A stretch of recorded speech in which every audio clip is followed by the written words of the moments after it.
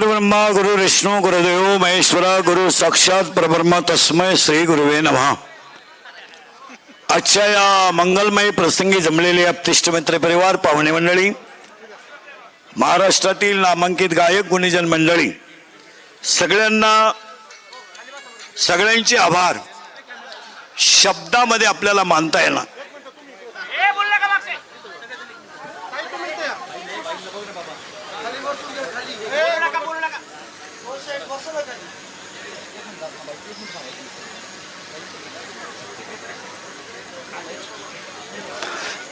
संपलं का रे तुमचं?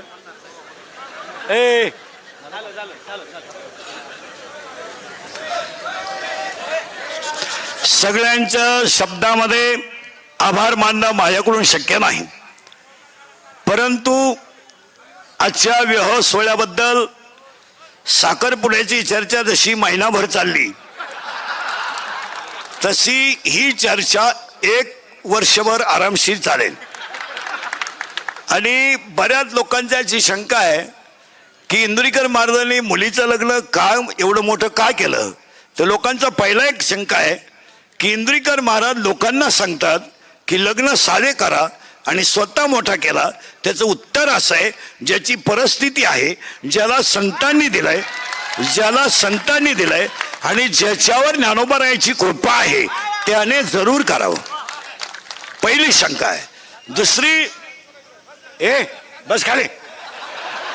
दुसरी एक ओरड आहे की एवढे आज जरा जेवण झालं, त्यात 2-3 कमेंट पडल्या जेवणाच्या की इंद्रिकर महाराज एवढं जेवण घालतात, मग त्यांनी मठ्ठ्यावर मी बोलतो, मग त्यांनी मठ्ठा केला का?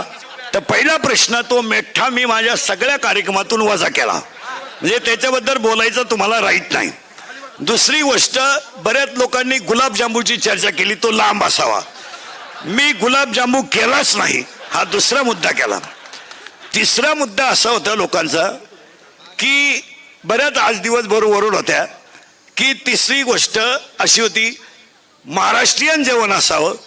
लोकांनी तसं काय केलं तर रात्री, सकाळी आणि आत्ता आपण जे जेवण केलंय, आम्ही शुद्ध सात्विक वारकरी माणसं आहोत, आम्ही महाराष्ट्रातली आहोत, छत्रपतीच्या रक्ताची आहोत, आम्ही दुसरा पदार्थ खाऊ शकत नाही। हे पहिली गोष्ट आहे। मग बऱ्याच लोकांची उद्या एक शंका राहील की ह्या माणसाने एवढा कार्यक्रम मुलीचा का केला। महाराज, तुम्हाला बसणाऱ्याला माहीत नसेल, आमची मुलगी आणि मुलगा आज मोठा झाला हे तुम्हाला आज दिसतं, आज माझी मुलगी मोठी झाली हे दिसतंय, पण आम्ही दोघं कीर्तनकार असताना माझ्या मुलीला आणि माझ्या मुलाला कधीही वडिलांचं सुख कधी मिळालं नाही। 3 महिन्याची माझी मुलगी असताना दुसऱ्याच्या घरामध्ये ठेवून आम्ही कीर्तन केली। माझ्या मुलांनी 10वी पर्यंत आत्तापर्यंत त्यांची वडिलांचा संपर्क कधी आला नाही।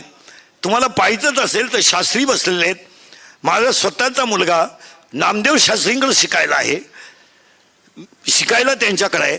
त्यांनी सांगावं, मी 3 वर्षामध्ये माझ्या स्वतःच्या मुलाला सुद्धा भेटायला गेलो नाही।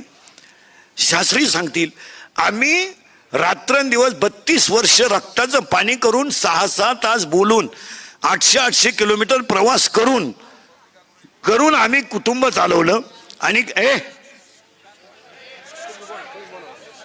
आणि कुटुंब बंद करते खरं ना, बंद। कुटुंब चालवत असताना आम्ही नुसतं कुटुंबच नाही चालवलं, तर समाजाच्या देणेदारीतून आम्ही कोणत्या क्षेत्रात कमी पडलो नाही।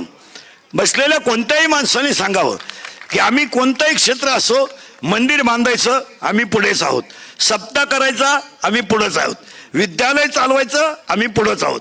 अनेक लोकांनी विद्यालय चालवले असतील, पण आतापर्यंत 1 रुपया न घेता 13 शिक्षकांना नोकरी देणारा एखादी संस्था मला महाराष्ट्रात दाखवा, ती माझ्याकडे आहे।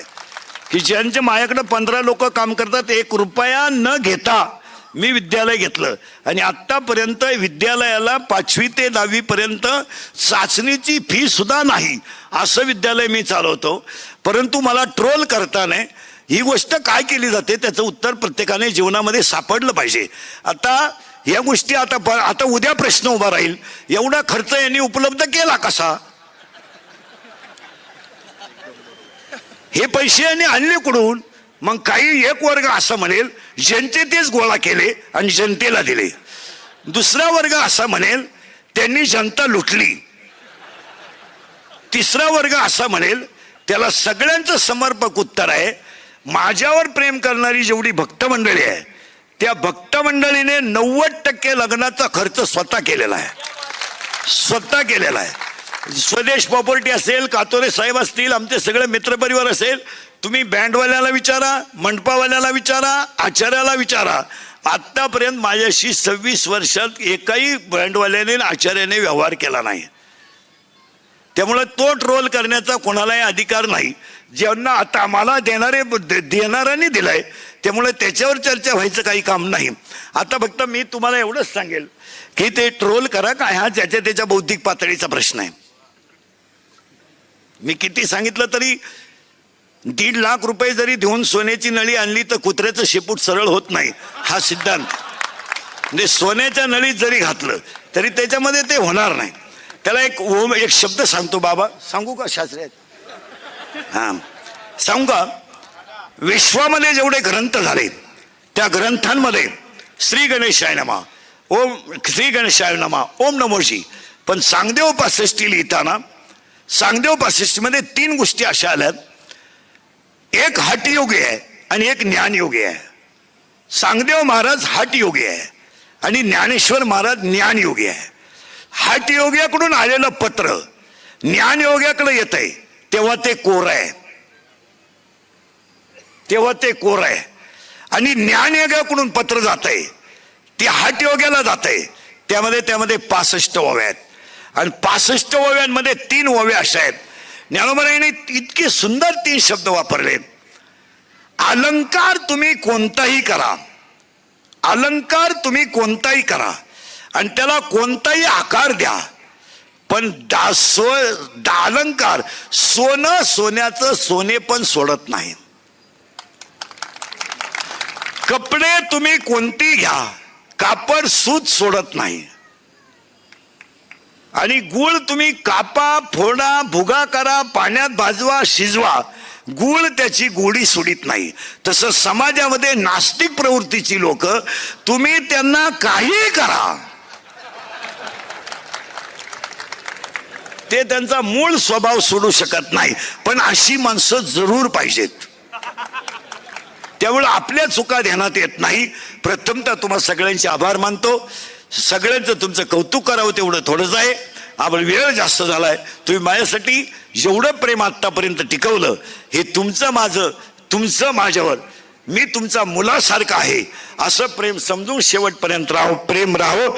आणि सगळ्यात महत्वाची गोष्ट, या कार्यक्रमाला देशमाने साहेबांचं अनमोल सहकार्य मिळालं. आणि हा कार्यक्रम कातोरे साहेब, देशमाने साहेब भक्त परिवारानेच केला. मी यातलं काहीच केलं नाही. याच्यानंतर गुरुवारी शास्त्रींचे आशीर्वाद होतील आणि लंगत मंगलाष्टक होतील. एक विनंती आहे, जेवण सगळ्यांनी